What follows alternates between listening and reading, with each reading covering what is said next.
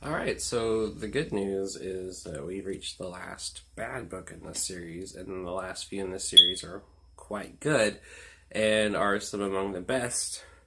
But the bad news is we're rounding out the end of the month now with the last few books, and I'm sad to get to the last few because it means the series will soon be over, and then I won't be able to make these short little videos based on a book series I love.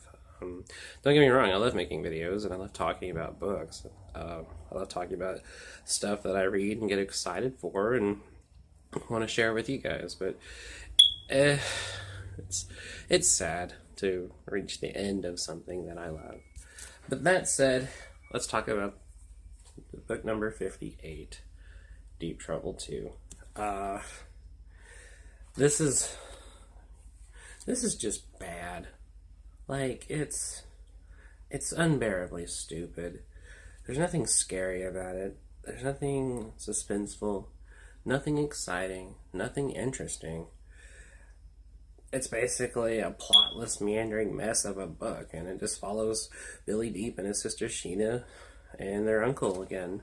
Except this time, like, fish start getting giant and destroy a ship, and they get kidnapped by a pirate who wants to use like their uncle's like stuff to ruin the sea animals, and they get washed up on an island, and all these giant crabs and shit are after them, and it's just giant fish. That's giant fish and a rival scientist guy who wants to use their uncle's research against him. That's all this is, and it's not even a coherent flow of a story. It's just kind of this stupid shit going on.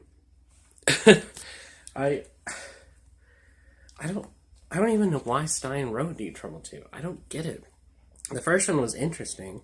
The first one, it wasn't even scary, but it was interesting in that it felt like an adventure story about them finding a mermaid.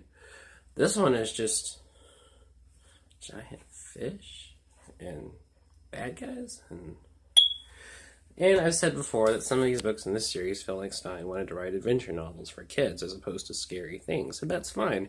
Except this one, he doesn't feel like he had an actual story in mind and kind of wrote it as he went along. And it's that kind of improvisational feel and lack of coherency that I just don't care for. So I'm recommending a skip on Deep Trouble 2.